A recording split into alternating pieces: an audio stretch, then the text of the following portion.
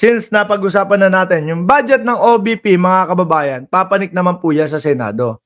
Ang gusto nga ipasa ng Kongreso, mga bossing, is 733 million, mga kababayan. 733 million or 734 million. Ngayon po, pagpanik niya sa Senado, merong mga ibang senador na parang hindi pa yata nila nababasa o hindi pa yata nila napag-aaralan, dagdag na daw. Dagdagan ang budget ng OBP. Ayan. Pero ang sabi ng iba, saglit lang. No? Malalaman natin yan kay Senador o Senate President Chis Escudero. Ayan. Sabi ni Escudero, Senado, walang VIP treatment sa OBP budget. Iiyakan tong mga to. Sila ba to? Sino ba yung mga nagsasabing dagdaga? Sila Jinggoy? Dagdaga. Siguro medyo kinakabahan po sa ating Vice Presidente, mga kababayan. Sa Senado po, sa Kongreso, mga bossing, pinag-aralan na pong maigi nila yan. No? Bago po sila maglabas ng numero na 733 million, mga bossing, masusing pinag-aralan na po nila yan. Kinwenta nila kung bakit ganyan lang ang dapat ibigay. Yung 2.0 o 2 billion na hinihingi po ng ating Vice Presidente, tinapyasan po yun ng 1.3 billion, mga kababayan. Dahil madami nga po silang nakita. No? Madami po silang nakita na doble-doble lang ang gastos ng Pilipinas. Kasama na din po, mga kababayan, yung nag-uumapaw na 100 million. 100 million po para lang po sa advisor ng Vice Presidente. So ngayon, ano gagawin ng Senado? Dadagdagan ba o hindi? Ang paliwanag po dito ni Senate President, mga kababayan, Chis Escudero, saan ba dito yun? Eto. Sabi niya dito, ang tingin ko sa OBP, ito ay dadaan sa parehong proseso, no? Hindi espesyal, hindi rin naman siya sasadyain. So ibig sabihin, no, mga kababayan, nandito na po yung kaibigan natin na si Simply Talkies Vlog. Shout out sa iyo. Ibig sabihin po, mga kababayan, kung anong proseso yung ginawa po sa Kongreso, ganun din po ang gagawin nila sa Senado. Siguro ang mangyayari ho dito, revisa na lang po, mga kababayan. No? Aalamin, bakit naman parang 733 million lang ang binigay ninyo? Tingnan nga natin kung merong nangyaring pananadya na tikisin ang Office of the Vice President sa budget. Pag wala pong nakita at panigurado naman po, walang nakita, walang makikita dyan dahil kinalkula, ayaw naman pong mapahiya ng mga congressman natin, mga kababayan.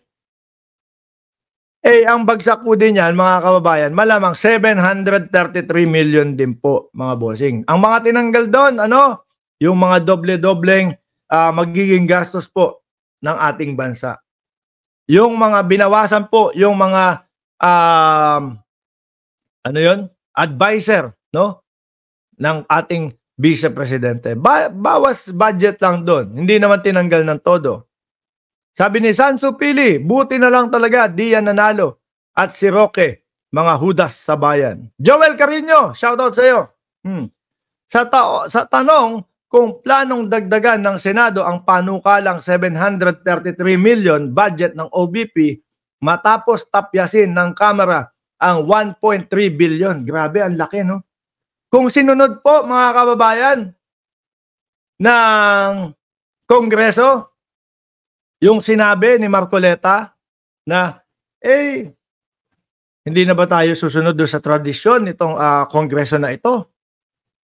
Sa pool, yung 1.3 billion, mga kababayan, na iniisip ng Kongreso na sobra-sobra po, ayun, swak yun. Sayang na naman, masasayang na naman. No?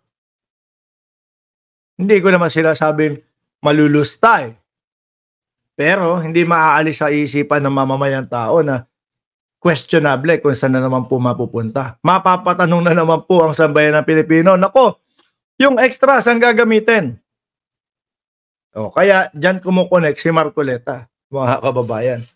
Yung mga naging sagot niya, yung mga naging galaw niya, ito lang po, recent lang po yun. Yun ang tingin ko na yung sinasabi nilang top 12 siya o pang number 12 siya, galing lang po sa bulalakaw yung pagkakasabi nun.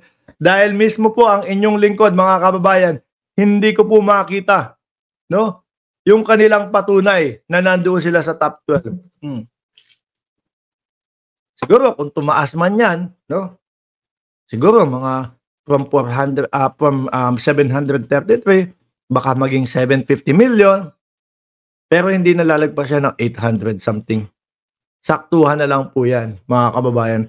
Napag-aralan na, sabi nga no iba, matatalino yung mga kongreso natin ngayon. Matatalino yung mga congressman natin ngayon. Yung mga senador, ang daming palya doon sa Senado, mga kababayan. Nandiyan si Binoy, nandiyan si Bato. Tapos biruin nyo, dadagdag pa si Philip Salvador. Ay, Diyos ko, buhay Pilipinas. Anyway, ang maganda ho dyan, mga kababayan, unti-unti nang natututo ang mamamayang Pilipino sa pagboto. Tuloy po natin, no? Para kay Senate President Chis Osquedoro, hindi espesyal ang panukala. Ito ha, ito yung pinaka maganda dito sa sinabi niya.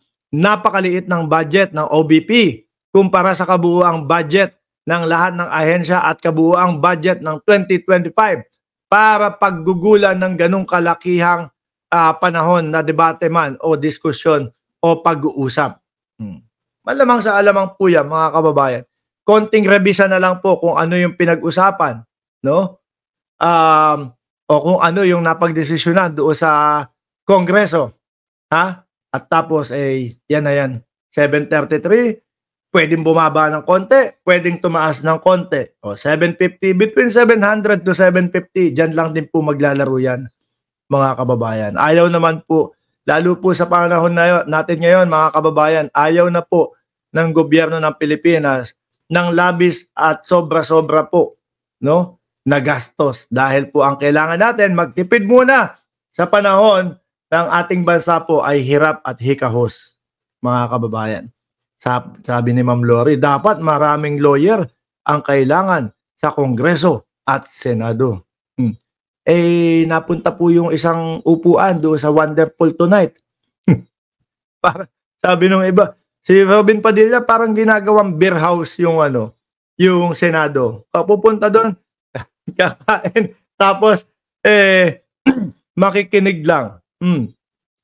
Tapos sabay tutugtog yung Wonderful Tonight background, mapapasandal si Binoy ng ganon, di ba? BMB Glenda Dianito, shout out, at Mikasa Ackerman,